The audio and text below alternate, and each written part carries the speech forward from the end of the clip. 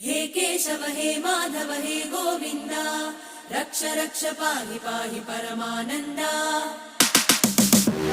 हे केशव हे माधव हे गोविन्द रक्ष रक्ष पाहि पाहि परमानन्दा।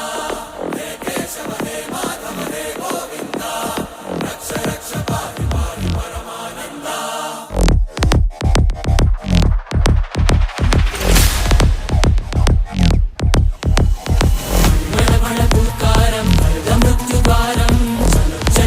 चरणं गुणभवतरणं